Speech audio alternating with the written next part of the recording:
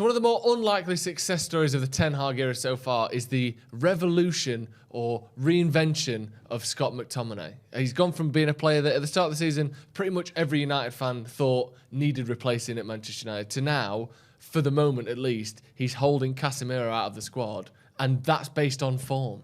Like, he's gone from being this player that looked as though he was a symbol of the failures of the last 12 months to all of a sudden looking like one of the most promising players in the team. It can't be understated just how much of an improvement we've seen from Scott McTominay, can it? No, it's been a pleasant surprise because last season was pretty much a disaster for everyone at Manchester United. Maybe you can argue, there's one or two like Ronaldo and David De Gea to a lesser extent who didn't have quite the shocking season as others. But by and large, the whole squad underperformed. Yeah. And Scott McTominay was one of those. And when you look at it and you think, okay, how can United improve? The obvious one would be, okay, McTominay, he's not really got anything there where you go, oh, he's had a season where he's been amazing, or he's had a season where he's won a trophy for us. He hasn't really got that in his locker. And, it's not his fault, but people look at it and go, okay, had Scott McTominay cost a lot of money, you might have gone, he's worth persevering with him because we spent money on him. But because he's come through the academy, because he's not really won much or won anything, and because, we've struggled during his time to pick up any silverware. Yeah. He, like you said, he becomes that symbol and people go, okay, maybe you need to move him on, or maybe he just needs to be a fringe player. But I have been amazed, not just sort of from this season, but sort of during the season, because I know you're going to go into it in a minute, but at the start of the season, those back-to-back awful results, especially the Brighton one, because to be fair to him, he didn't start against Brentford. But the Brighton game, people were looking at him going, he's just not good enough. And there was these memes, weren't there, going around of him, I think where he miscontrolled the ball when we were on the attack and ends up getting booked. People going, McTominay, just get rid of him, get him out, get someone else in. And yet, over the last sort of 4 wins we've had in the Premier League on the spin, he's been fantastic. And you mentioned it there, the Brighton game. Played 78 minutes in that game, was taken off, then only came on at half-time against Brentford. It looked as though he'd been shocking against Brighton, dropped out the team, and it was only, there was a lot of people at that time saying, why don't we bring Garner on instead? Why do we bring McTominay on for those last 45 minutes against Brentford? Because obviously we were 4-0 down at the time, and the game ended 4-0, which obviously is not, you can't say great half, getting a 0-0, but I think we were saying at the time, or I was saying certainly, that we brought McTominay on because he was someone that has the shoulders and the responsibility to sort of take on, you're coming on and we're 4-0 down. We aren't winning this game. You have to do what you can to save some face for this club because this is an all-time embarrassing performance. So it felt as though at that moment he was basically done and dusted at Man United, or that the writing was on the wall for him to be replaced. That Eriksen and Fred would probably be the preferred partnership. But since then, Fred's barely started, and McTominay's been, like you said, been playing every week. And the performances against Sheriff, I thought it was absolutely excellent. I know it was a slightly lower quality performance opposition. I thought against Arsenal he was sensational. I thought against Liverpool he was very good as well. And for Scotland against Ukraine he had a brilliant performance as well the other night. So I'm almost stunned at how much he's improved, because it's not just like he's doing the things that he always did well, better. Like he's always been good in the air, physically willing, if not particularly talented. He's always been decent at getting his body in there, but his passing looks better. He looks more composed. He looks more willing to play the ball forward and through the lines. And obviously, we'll get to it in a minute, and I'll ask you about this, but I don't know whether it's just the system or the personnel. What do you put it down to? Because obviously we're playing new tactics. I think Christian Eriksen being there is such a massive help for him. I think there is an element of that. Christian Eriksen being there is helping everyone, including Scott McTominay. He's helping Bruno, he's helping the attackers, he's helping even the defence. We're seeing more of the ball through Christian Eriksen, and there's more, progression via him as well. But I think with McTominay, you go back to that Brighton game, and I remember watching it, I was at Old Trafford, and he was like the furthest forward midfielder at some points. And it had gone from this point where you thought, okay, with McTominay and Fred, many of us thought Fred was going to be Fred was going to be further up the pitch. Yeah. And it was McTominay sitting in. But for that game, for big chunks of it, McTominay was the one who was the furthest forward, and Fred was sort of in front of the defence. Then you go forward to the Liverpool game, because like you say, with the Brentford game, he came on. Liverpool game, he was more or less the one who was doing most of the sort of the work from deep. He was, not just sat in front of the defence, but he was, of the midfielders, you'd say he was more defensively minded, shall we say. And he seemed to suit him better. And he seems to have benefited from And I don't think this would happen because last season it was Fred out of the two that had the better season. Definitely. But he seems to have benefited from just sort of being given a role where it's like, listen, it's not you and Fred together, it's you.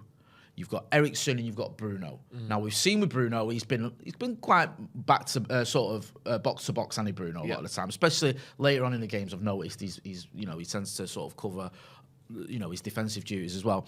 You've got Eriksen who is slightly more attack minded, but does like to come deep as well, and he's almost at times like a quarterback. And we've seen McTominay, yes, he can get around the pitch, and he can go, he can still go forward, and we have seen him making tackles in the other opponent's half. But he's also that defensive midfielder. Yeah. He's the reason you mentioned earlier that he's keeping Casemiro out of the team, because Casemiro comes in, you know what he's going to do. He's going to be that sort of wall in front of your defence. And you've now got McTominay doing that, and he's doing it very well. And I thought going into the Arsenal game even that Casemiro would come in. Even though McTominay had been on the back of some good performances and some good results, I thought, okay, Casemiro now is going to be, he's ready, he's going to be match fit, he's had a couple of substitute appearances, he'll start. And he didn't. And McTominay started. And I thought McTominay played really well. Yeah. And he was, a big part of the win. And if you're winning football matches and you're playing well, you shouldn't get dropped. No. And it doesn't matter who's on the bench and how good they are and the record and all the Champions League wins they've got. Just going off form, just going off the role you're playing as well and how well you're playing it, Scott McTominay deserves to be in that team as much as anyone. Yeah. And I never thought I'd be in a situation where I'd be sat here with you going, Scott McTominay deserves to start over Casemiro. Yeah. I thought when we were linked with Casemiro, we wouldn't get him. I thought it was too good to be true. Same. When we got him, I thought he's going to play every game. As soon as he's remotely fit, you stick him in there. We need him.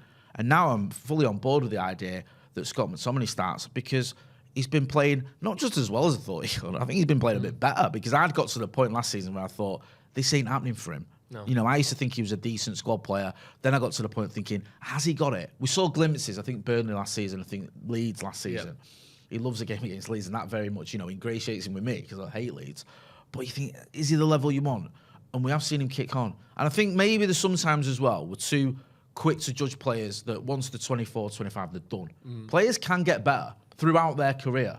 Christian Eriksen, you could argue, is playing the best football of his career at the minute. I mean, that might sound melodramatic, but he's phenomenal.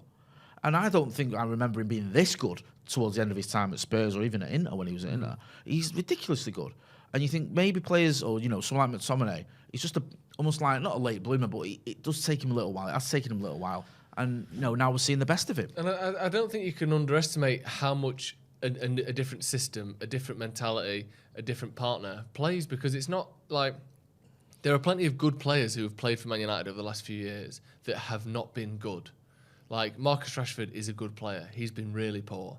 Like even David De Gea, I think in a different system, how good he was for those 4 or 5 years, in the mid-section of the 2010s. He was the best goalkeeper in the world. And then the system changes, the expectations are different, and all of a sudden, he doesn't quite look the best goalkeeper in the world. Wan-Bissaka, sitting back in a deep line defence, fantastic player. Once you ask him to start building up attacks, he just can't do it. And I think Scott McTominay, like you've said, give him a different role, bring in a team and a manager that's brought confidence, or some confidence at least, and partner him next to Christian Eriksen, where now, instead of having to give the ball to Fred as your option, or trying to play a through ball or a long ball, a difficult ball by yourself, now he can give the ball to Eriksen, who is capable of doing that, where Fred isn't. And I think that gives him so much more, he looks more relaxed on the pitch, he looks more calm, he looks more composed, and I think a lot of that is because, thank God Christian Eriksen's there. If nothing else, if I can't find a pass, I can turn to him and pass it to him, and he will be able to find one. Yeah. And I think it's allowing the sort of the positional discipline of Eriksen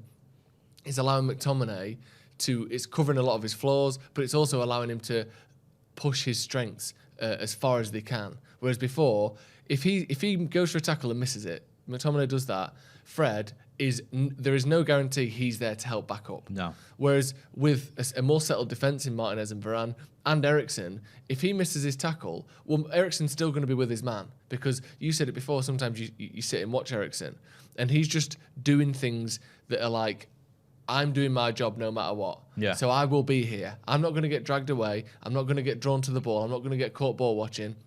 He's not even a defensive player, but because his positioning is so good, it allows McTominay to be a little bit more free with his positioning, and when he makes a mistake, it's not capitalised upon. So he doesn't lose that confidence. He can try again next time. And what was it, 5 tackles against Sheriff, which are excellent numbers for a defensive midfielder. Yeah. I think we're seeing him being allowed to be his best. And like in this sort of form, there's no reason why he can't play, 30, 40 games for Man United this season in rotation, Casemiro doing a different job at a different time. But if he keeps playing like this, then great. Like, that's what we want, isn't it? Players to improve. And I think if we're going to sit here and criticise him, like we have done and like many people have done for his performances last season, it's only fair to him and just, generally speaking, to say how good he's been when he has been good, and he's been excellent. Yeah, I think it helps as well. And I think you mentioned Marcus Rashford. I think he's benefited from this attitude of Erik Ten Hag, of giving the players a chance, putting an arm around him and sticking with him.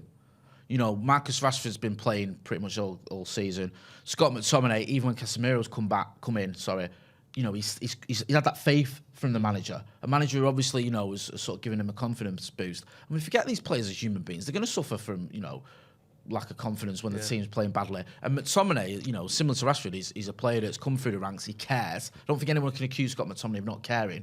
No. We've seen it in post-match interviews. He wears out on his sleeve, and that can annoy me a little bit when the performances are terrible. You think, well, that's not enough just to get it. You need to show it on the pitch. But he has been doing, and hopefully this can be, the start of a very, very good season for Scott McTominay. Yeah, great. Let us know in the comments your thoughts on Scott McTominay. I think it's time to give him a bit of props for the last sort of 7 or 8 games for Man United. Obviously, that doesn't, say that he's going to be the best midfielder in the world or that he's going to keep Casemiro out for the rest of the season. But he's playing excellently at the moment, and I think it's worth pointing that out because he's someone that looked as though, if you did poll on Twitter or you speak to your mates in the pub or whoever, generally speaking, the tide was not in the favour of Scott McTominay whatsoever, was it? So it's really good to see how he's turned things around. If there's anything that you think we've missed, why exactly we're seeing this good form out of Scott McTominay, let us know in the comments below. Hit subscribe if you haven't already.